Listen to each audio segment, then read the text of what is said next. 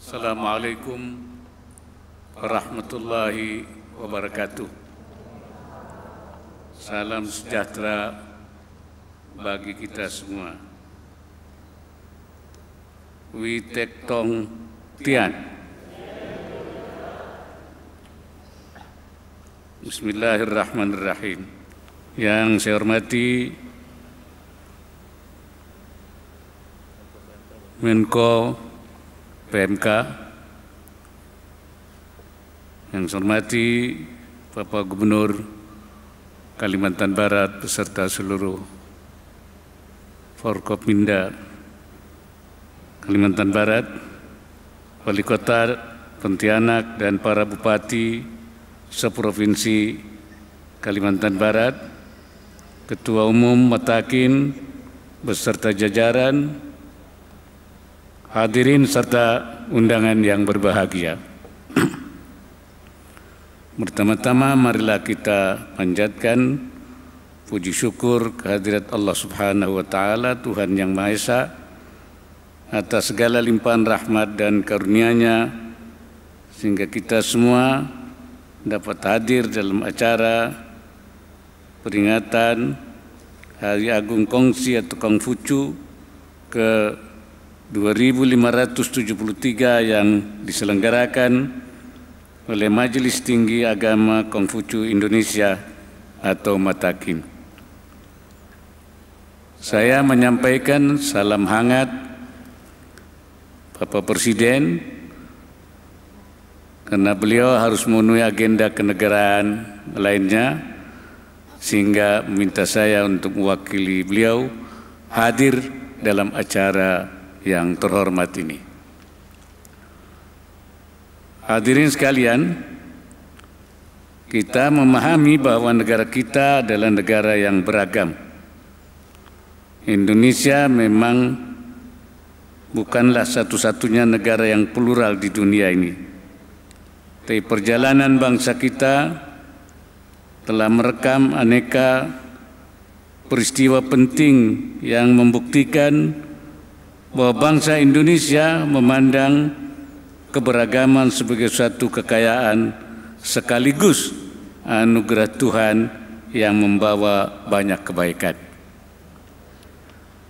Beberapa studi menunjukkan bahwa keberagaman menjadi tantangan untuk mewujudkan demokrasi. Alhamdulillah, demokrasi berhasil dipraktekkan di negara kita dan kita berusaha untuk memperbaiki iklim demokrasi di tanah air secara terus-menerus. Ada juga studi yang menyebutkan bahwa keberagaman akan semakin memperberat tantangan yang dihadapi negara saat krisis melanda atau ketika perekonomian sedang tidak baik, karena potensi konflik menjadi lebih besar.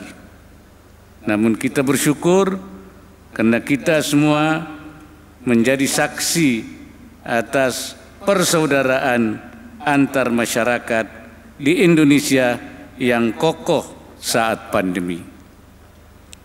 COVID-19 menerjang di tengah pembatasan dan kesulitan yang dirasakan oleh semua orang.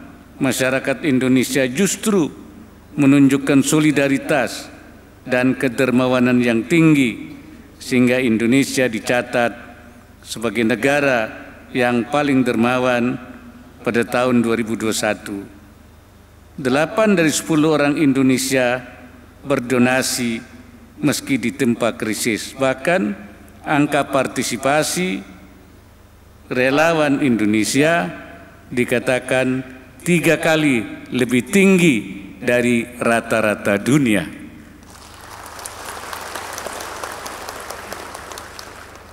Indeks kerukunan umat beragama di Indonesia pada tahun 2021 juga mencatat skor yang tinggi dengan 3 indikator, yaitu toleransi, kerjasama, dan kerukunan.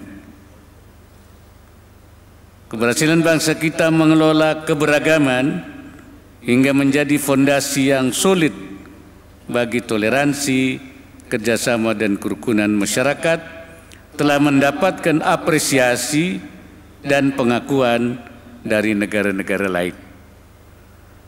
Hal ini tidak berarti pekerjaan kita telah selesai.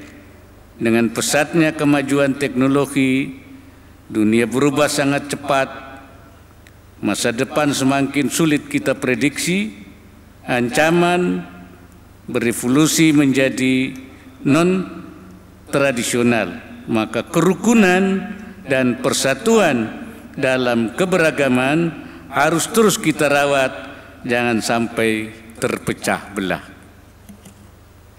Hadirin yang berbahagia, agama Konghucu banyak mengajarkan tentang pembentukan akhlak mulia dalam hubungan antar manusia. Agama Konghucu menuntun manusia untuk memiliki budi pekerti, rasa kemanusiaan, dan kebaikan di dalam diri kita.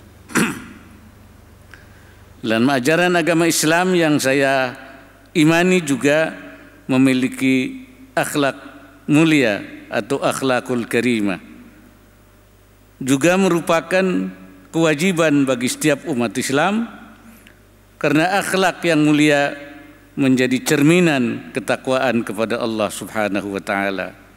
Saya yakin semua agama di Indonesia mengajarkan umatnya untuk menjadi pribadi yang terpuji bagi sesama manusia dan lingkungannya. Nilai-nilai agama menjadi bagian yang tidak terpisahkan dari budaya masyarakat Indonesia, termasuk nilai tentang toleransi dan moderasi untuk memperkuat jalinan tali persaudaraan sebagai sumber kekuatan bagi bangsa agar sanggup melewati berbagai tantangan dan ancaman.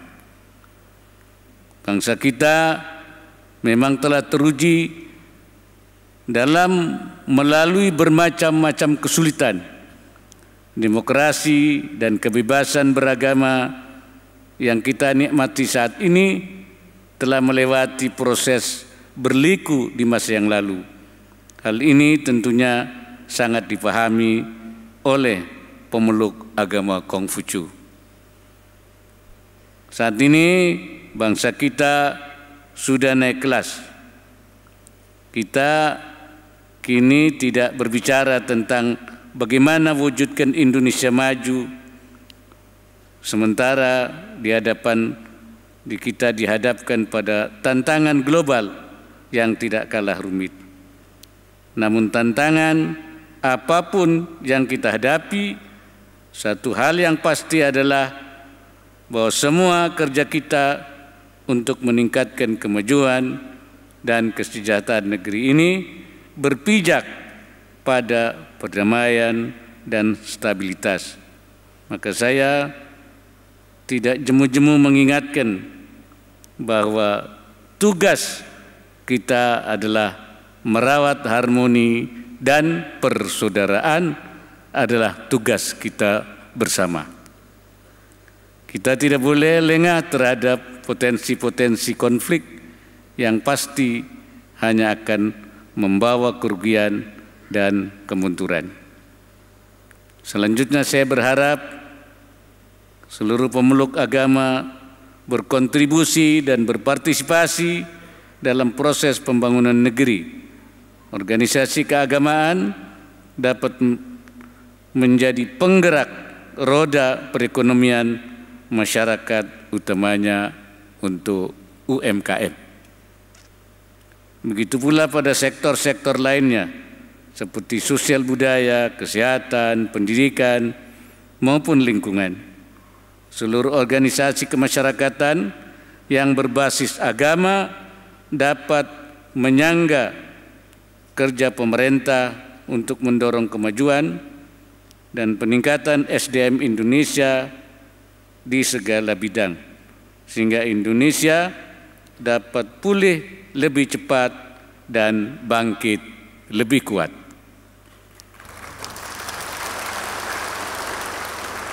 Dalam hal ini, peran para ulama dan pemuka agama teramat penting. Selain dapat membangun manusia berakhlak mulia sesuai ajaran kitab suci masing-masing, para pemuka agama diharapkan mampu membangkitkan optimisme dan memotivasi warga bangsa agar tetap produktif dan berdaya juang. Imbauan dari pemuka agama melalui pendekatan yang inspiratif dan sejuk tentu akan mendapat perhatian umat. Akhirnya saya menyampaikan selamat atas peringatan hari kelahiran Kongfucu ke-2573. Saya menaruh harapan agar Matakin semakin maju dan kuat dalam mengayomi umat Kongfucu, seraya terus membangun dan memupuk persaudaraan yang sulit di tengah kemajemukan Indonesia. Semoga Allah Subhanahu wa Ta'ala, Tuhan Yang Maha Esa, senantiasa memberikan pertolongannya dan meridai setiap ikhtiar yang kita lakukan. Sancai.